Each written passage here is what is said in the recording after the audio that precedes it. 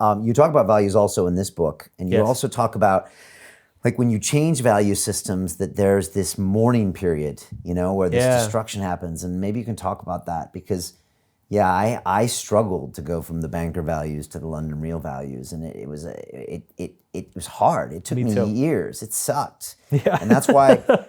I mean, the writing was on the wall for me for 5 years, and I still didn't do anything about it because I didn't. Again, back to identity. I was too scared to maybe become this new person that had new values. Maybe you could talk about that. Yeah. So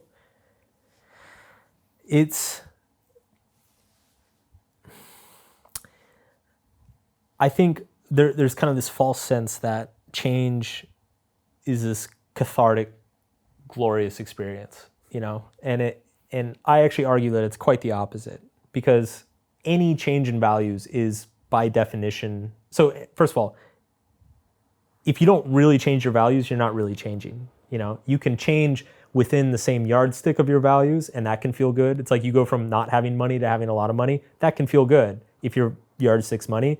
But getting rid of the money yardstick and replacing it with another, that is a very disorienting, painful, difficult experience, because what it does is it calls into question everything you spent the last 10, 20 years doing. What's interesting is that when you install that new yardstick, it's new, so you don't have reference experiences. You had to build up 4 or 5 years of London Real experiences of having these conversations, working with clients and people, and seeing the great effects that you were having. Like, you had to go through that to really cement that it's like, okay, I got the right yardstick. Totally. Every year I would look myself in the mirror and say, what are you doing? Like, everybody says you're an idiot. Nobody wants to watch your stuff. This doesn't make any money. Yeah. Like, honestly, I literally looked once in the mirror. And the only reason I kept going is because I said, are you happier? Yeah. Are you having greater friendships? Yeah. There's something, you better do it another year. And then the next year I'd have the same conversation. Yes. And it was still no money. Everyone thought I was stupid and crazy. And that was like 3-4 years in a row until I didn't have to ask that question anymore. Yeah. I went through something very similar when I was kind of coming out of that period in my 20s. I stopped partying. I met my wife. I settled down in New York. Like everything, all the superficial stuff that I had kind of been living off of, I got rid of it. And I was like, I really want to dedicate myself to a serious writing career. And I would get so nostalgic. Like, I'd be like, man, maybe I can like tell her I'm going on a business trip and just like go to Ibiza or something and just like fucking go full bore for like 4 days and come home. I'm like, God, no, but then I'd be a liar. Like, I don't want to be a liar, So, but I really struggled with it. And I struggled with like, am I settling down good? Is getting married good? Like, am I really that type of guy? Maybe I'm just one of those guys that's kind of off on his own forever. And yeah, it took years. And it was the same thing. I would actually, when I would like be very honest with myself, and sometimes it would be helpful to write it out, because I would sit there, I'd be like, I'd be having one of these urges to go back to my past identity. And I'd be like, well, am I happy in my relationship? I'm like, yeah, my relationship's great. I'm like, am I happy in my city? Yeah, the city's great. Is my career going well? Yeah, career's kicking ass. I'm like, what the hell am I not happy? Right. like what am I complaining about? So yeah, there's this you feel lost for a while. There's this transition period where the new identity or the new yardstick doesn't feel correct yet, but you also know the old one's not. Right. So you just feel kind of empty. And so this is a very disorienting, painful process. Changing values is just, it's not fun. And if it's fun, you're not really changing them.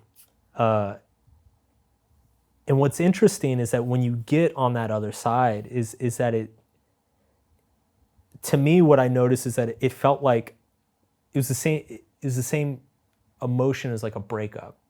Like, it reminded me of like old breakups that I had, where it was like I would miss my former self. Like, I'd go through these weird, like, I didn't want to go back to my former self, but I would miss him. And I'd be like, man, I miss that guy.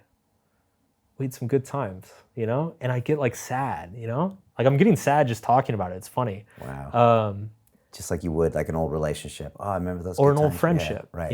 It's like an old best friend that you lost touch with or had a falling out with, you know, like you get a little bit misty eyed. You're like, man, like, you know, I mean, do you ever experience that where you're like, man, I fucking killed it in that bank, man? Like, you ever have that moment sometimes? I'm kind of over it now. You know, I think I've processed it enough where I've told the story to myself so many times that sometimes I just remember the bad stuff.